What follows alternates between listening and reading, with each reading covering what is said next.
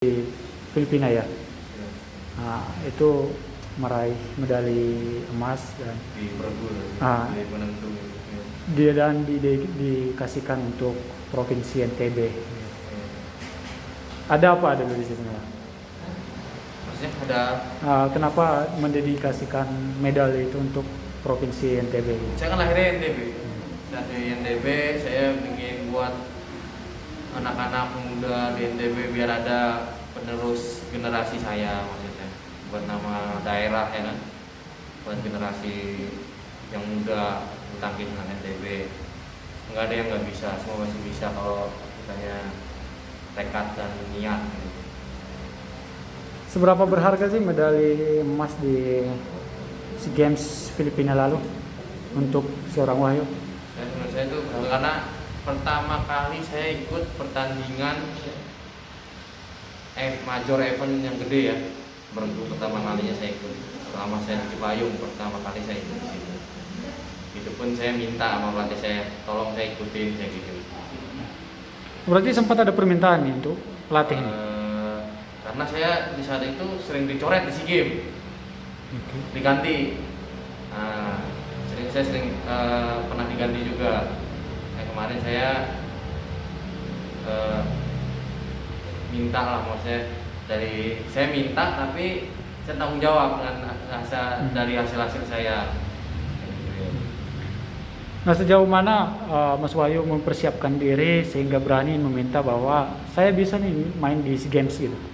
Ya, saya buktiin ke pelatih di saat itu. Misalnya ada tanggung jawab dari latihannya mungkin, terus dari segi prestasi sama pas alhamdulillah kan pelatih juga nggak salah milih saya, dan saya juga pas saya merekomendkan buat saya buat main di SEA Games, ternyata ya ada hasil dan ada tanggung jawab saya gitu. Jadi kan ada motivasi saya.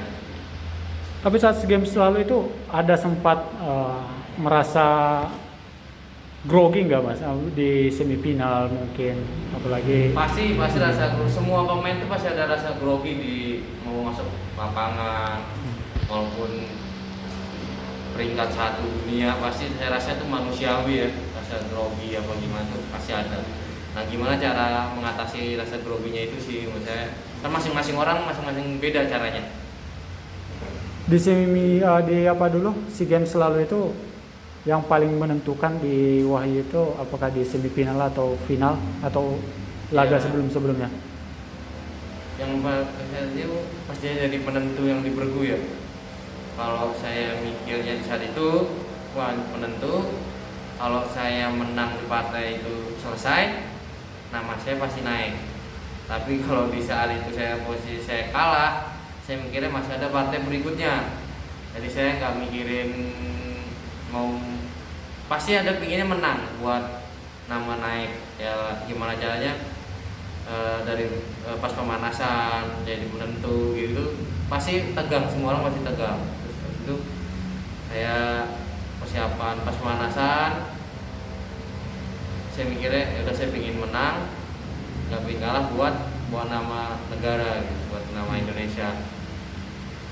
Nah, seberapa kompak duet Wahyu dengan Ade? Ya itu kan sama-sama nih dulu memenangkan pertandingan. Kompak sama pasangan dalam lapangan kompak. Apa sih ya ibaratnya membangun chemistry bersama Ade di lapangan atau dengan pasangan-pasangan yang lain, kan pernah dulu sama Kevin juga ya? Iya, pernah sama Kevin. Balikpapan ya kalau namanya, karena saat itu saya nggak ada pasangan, adenya lagi di luar, dan itu videonya lagi cedera. Pas dari ketemu, jadi pasang di badan dulu, dikatain pasang dadakan lah. Tapi untuk seorang Wahyu nih, untuk menjalin chemistry, mengadakan chemistry dengan pasangan itu butuh waktu lama atau ada trik-trik khusus biar langsung menyatu di lapangan? Mungkin kalau pasangan baru, kita harus ngerti dulu kan karakter orangnya kayak gimana. Saling terbuka lah sama pasangan, saling percaya sama pasangan. Terus semakin lama misteri itu semakin banyak ngobrol, mungkin saya maunya kayak gini, ini maunya kayak gini, jadi sama saling ngertiin gitu maksudnya. kan kalau ganda itu yang satu yang egonya kan, satu ngerasa lebih jago, satu ngerasa lebih di bawahnya, kan egonya yang timbul keluar ya. Mas Wahyu terakhir meraih medali emas di SEA Games, kemudian nama Mas Wahyu mulai hilang nih gitu. Nah, motivasi apa yang dibangun kembali? Kan pastinya tentunya ingin berkarir lebih tinggi lagi dong di bulu tangkis. Apa sih yang dibangun saat ini? Di bawah itu kan pemenangnya kan posisinya pas SEA Games 2019 habis itu 2020 saya pertandingan kan All England tuh. Nah, habis itu kan udah nggak ada pertandingan lagi, ada COVID gitu. Motivasi saya ya buat gimana caranya biar nama saya bisa naik lagi dengan bukti prestasi gitu. Ada target ke depan kejuaraan apa yang akan diikuti dan bersama siapa? Untuk saat ini saya cuma fokus latihan karena saya pun juga kan masih di luar pasangan, kita nggak tahu nama siapa, tapi ada rencana buat pasangan sama Seseorang. ada rencana buat masih orangnya ingin berjuang buat ke depan mencari prestasi. Kalau nanti kita mencari kalau nyari sponsor sama berusaha pasti ada jalannya tuh. Target apakah di tahun 2021 ini atau memang sampai menunggu di 2022 nanti? Target sih tahun ini berjalan saya sama dia. Mungkin kalau nggak ada halangan apa saya mau main Indonesia Open sama Ricky Karanda. Saya mau main rencana sama Ricky Karanda. Titik yang ingin ditarget oleh seorang Wahyu di karir bulu tangkis ini apa? Kalau untuk sekarang saya buat keluarga, buat nafkahi anak dan istri, sama motivasi saya buat kedepannya kan Ricky pun juga belum keluarga ya kan, pasti motivasinya lebih mencari rezeki dan nafkah gitu. Dan tunjukin prestasi ya siapa tahu kita bisa bersaing sama anak-anak ganda putra yang sekarang dan yang di luar pun siapa tahu kita bisa bersaing. Untuk impian terbesar seorang Wahyu itu apakah ngeraih All England atau juara dunia mungkin? Semua orang masih mimpinya besar ya, juara dunia, All England, mungkin sampai puncaknya Olimpik ya.